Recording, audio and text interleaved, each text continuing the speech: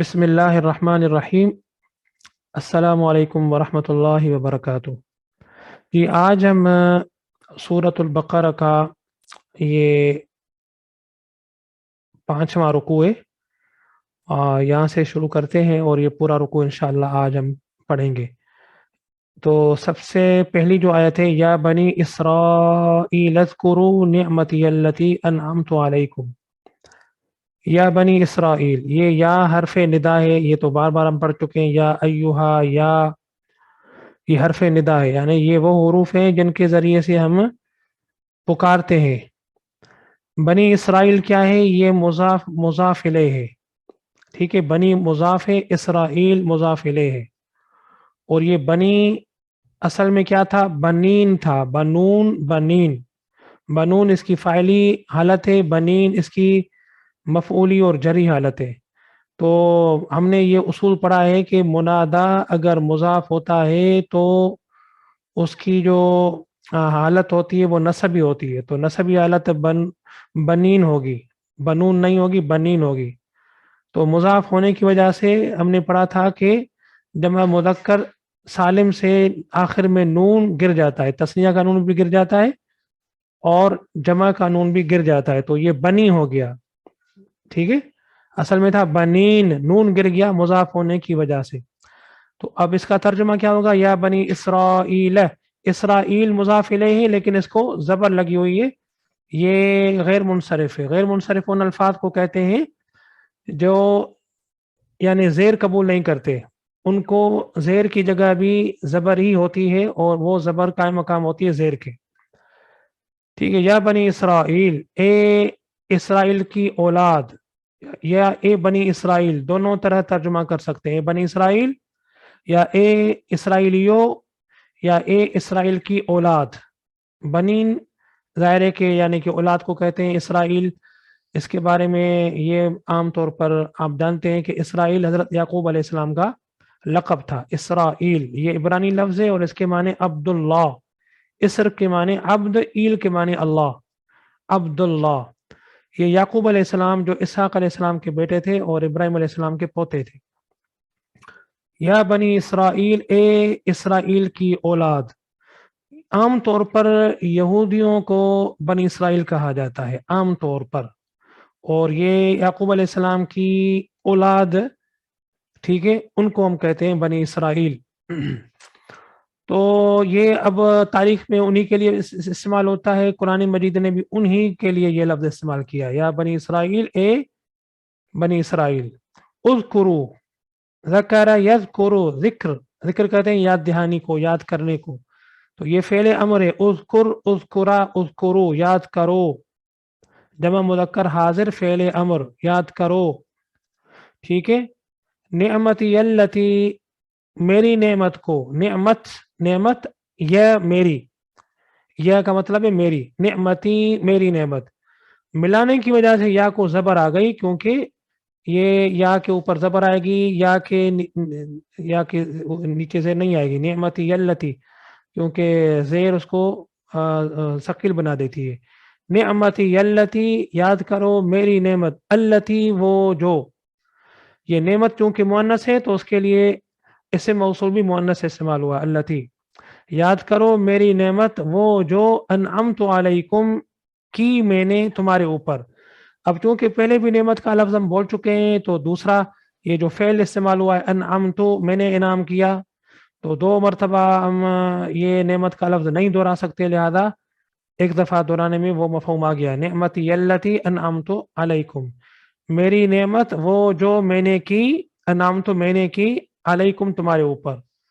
انعم ینعم، انعام، یہ سورہ فاتحہ میں پڑھ چکے ہیں، انعمت تو نے انعام کیا، انعمت میں نے انعام کیا، کیونکہ اللہ تعالیٰ خود بات کر رہے ہیں، کلام کر رہے ہیں بنی اسرائیل کو خطاب کرتے ہوئے۔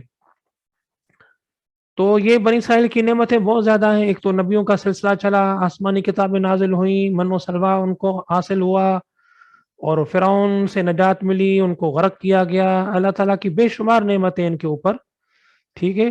وَأَوْفُوا، اور پورا کرو، ایفا، اوفا یوفی ایفا ان، افعل یفعل افعال، اوفا یوفی، اوفی، اوفیا، اوفو، یہ جمع مذکر حاضر فعل امر. اوفو اور پورا کرو، نبھاؤ، نبھانے کو پورا کرنے کو کہتے ہیں. بے عہدی، اوف یہ ایفا کے ساتھ ب آتا ہے، بے حرف جر، تو اس یعنی بے کا ترجمہ کے ساتھ نہیں ہوگا بلکہ کیا ہوگا، نبھاؤ یا پورا کرو میرے عہد کو ترجمہ ہوگا. عہدی میرا عہد، میرے عہد کو پورا کرو. یہ میرا عہد کا مطلب کیا ہے، یعنی اللہ تعالیٰ نے ان کے ساتھ یہ عہد کیا تھا کہ تم اگر میری شریعت کی پابندی کرو گے، میرے احکامات کے اوپر چلو گے، تو میں دنیا آخرت میں تمہیں امام بناؤں گا، دنیا آخرت میں تمہیں کامیاب کروں گا. یہ عہد تھا. اوفی تو میں پورا کروں گا. یہ اوفی، اوفا، یوفی، اوفی تھا اصل میں، اوفی.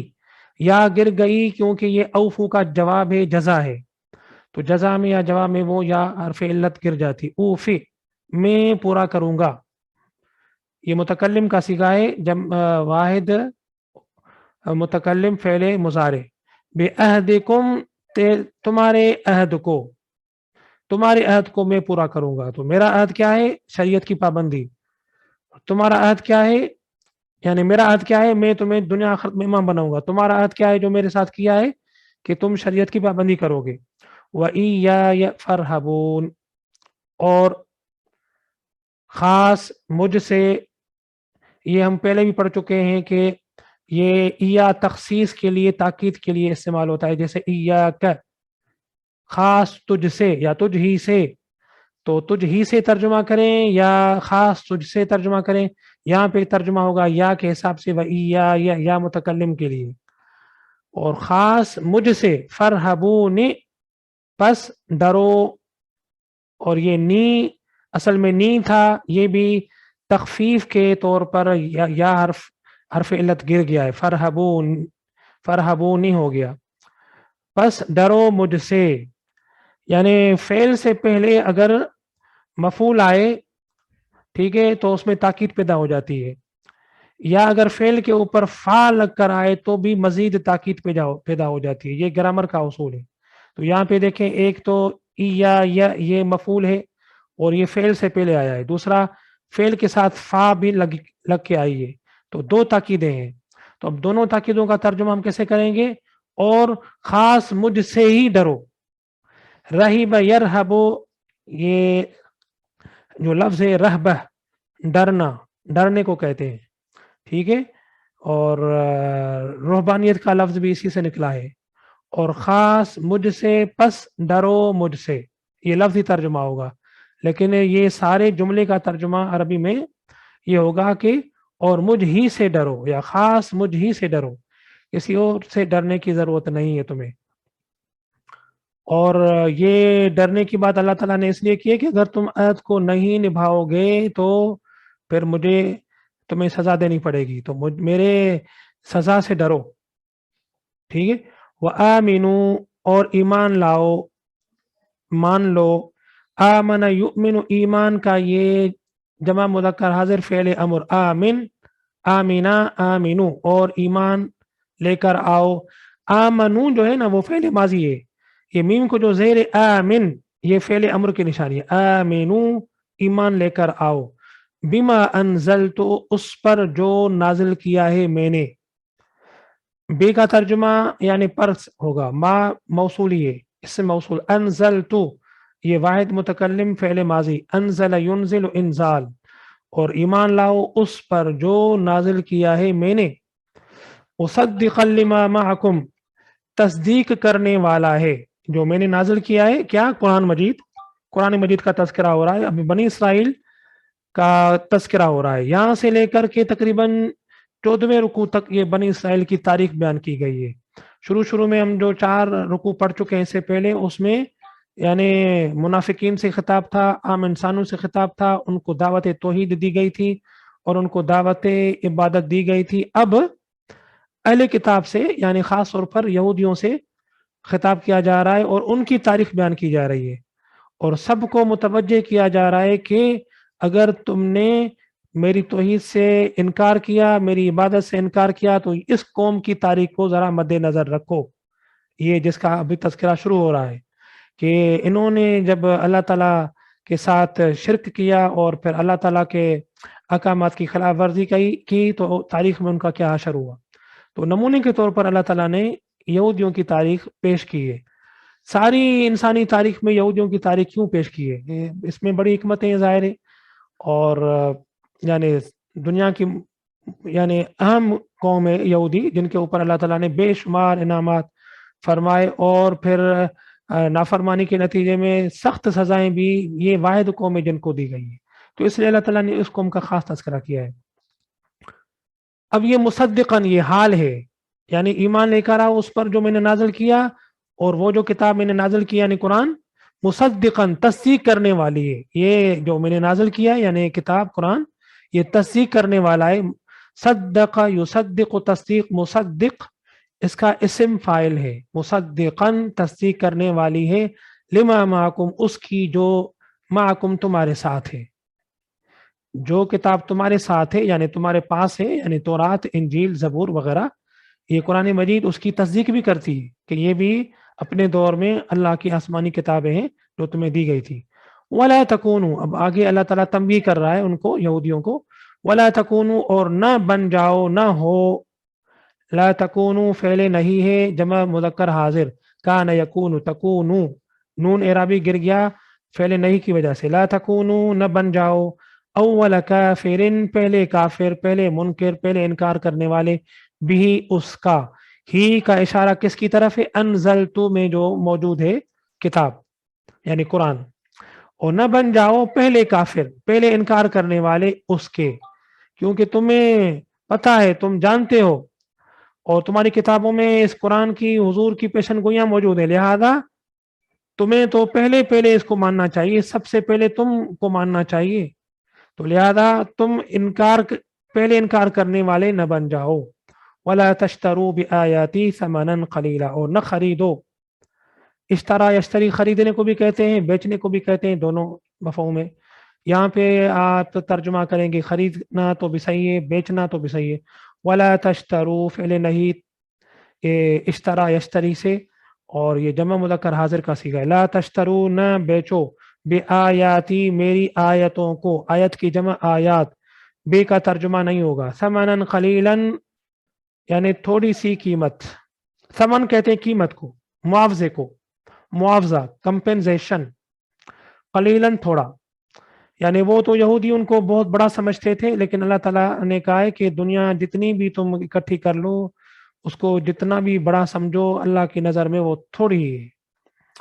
تو یہ یہودیوں کا پیشہ بن چکا تھا، ان میں جو کرپشن آئی تھی، تو ان کا یہ اللہ تعالیٰ بیان کر رہا ہے کہ انہوں نے اللہ تعالیٰ کی آیات کو اپنے مفادات کی وجہ سے بیچنا شروع کیا۔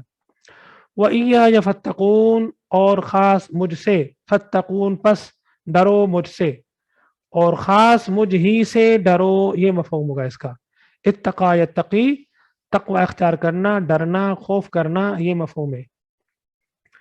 پھر اللہ تبارک و تعالیٰ ان کو دھمکی کے انداز میں ارشاد فرما رہے ہیں کہ تمہیں تو پہلے ایمان لے کر آنا چاہیے، تمہیں دعوت ایمان دی جا رہی ہے، اور پہلے کافر نہ بننا چاہیے تمہیں، اور دنیاوی مفادات کی خاطر یعنی اللہ کی آیتوں کو نہ بیچو، اگر یہ کرو گے تو پھر کیا ہوگا؟ مجھ سے ڈرو کیونکہ میں سزا دوں گا۔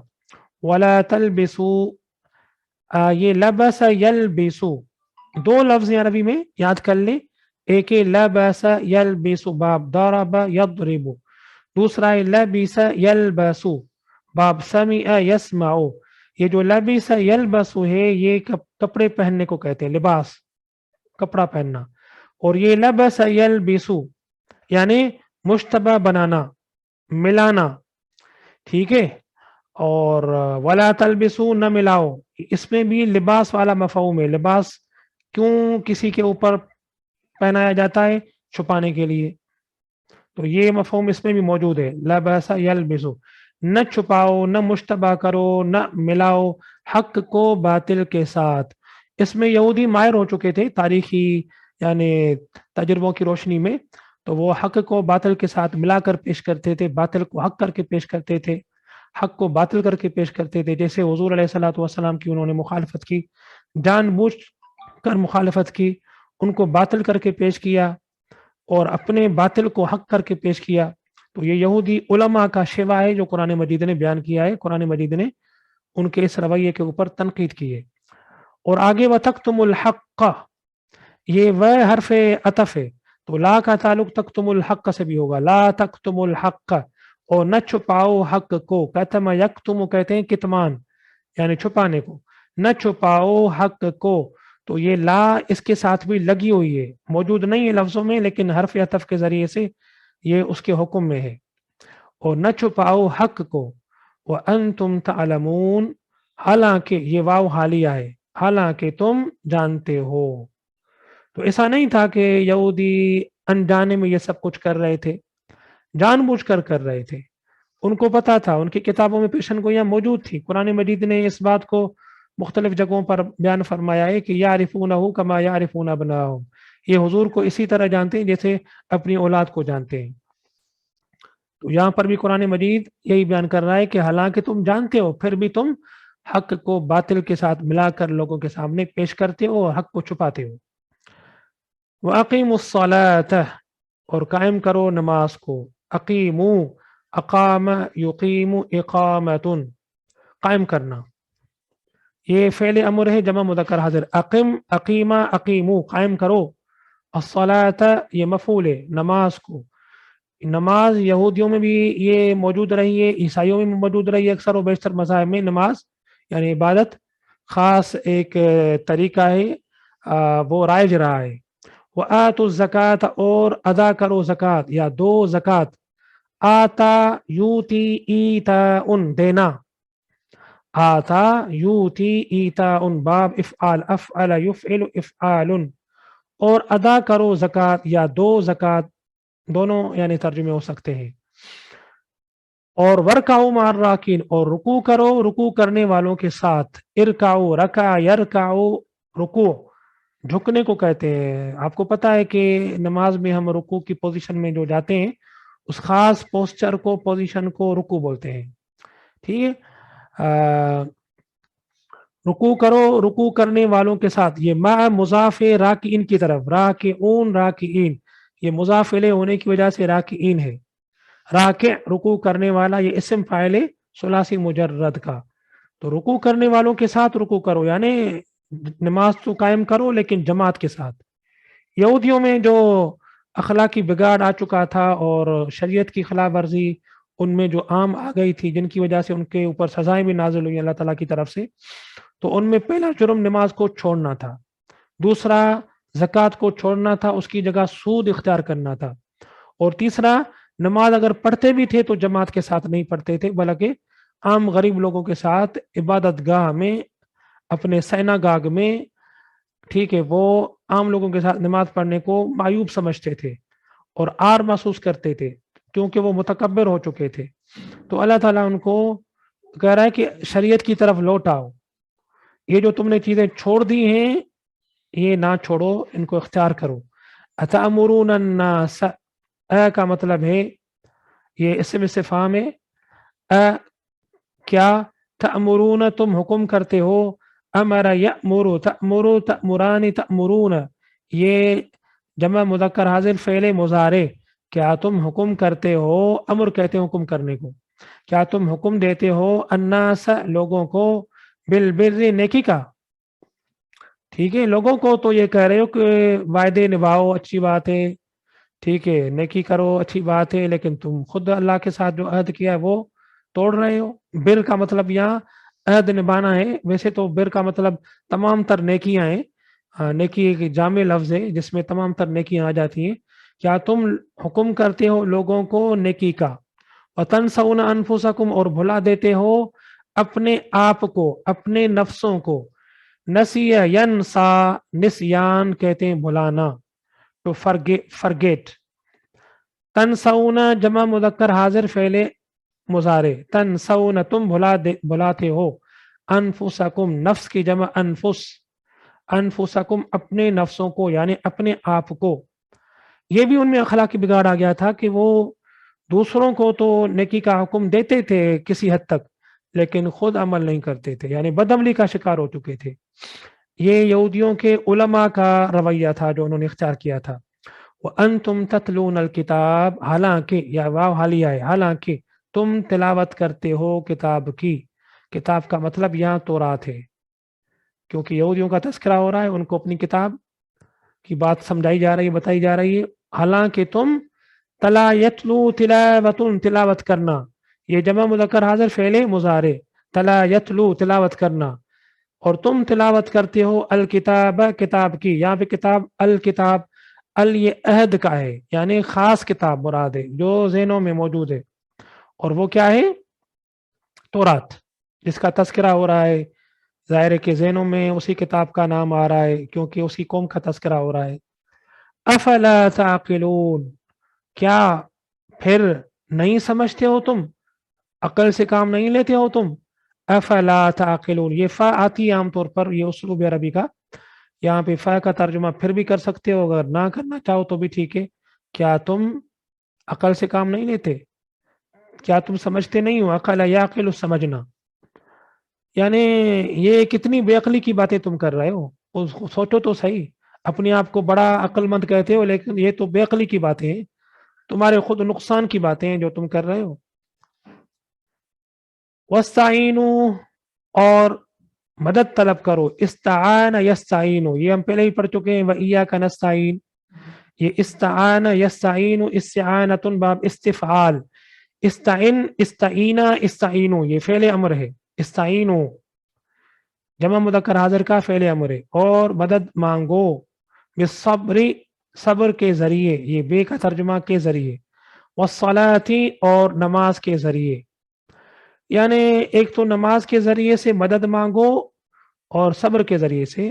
یعنی احکامات کے اوپر عمل کرنا مشکل لگ رہا ہے آپ کو تو صبر اختیار کرنا پڑے گا آپ کو، برداشت کرنا پڑے گا آپ کو، اور ان کے اوپر جم کر عمل کرنا پڑے گا. اور نماز کے ذریعے بھی تم مدد لے سکتے ہو. نماز تمہارے اندر یہ ساری چیزیں پیدا کرے گی. نماز کو چھوڑ دو گے تو باقی اخلاقی خرابیاں بھی تمہارے اندر پیدا ہو جائیں گی. تو یہ دو بڑی اہم چیزیں اللہ تعالیٰ نے ارشاد فرمائی ہیں اپنے اصلاح حال کے لیے.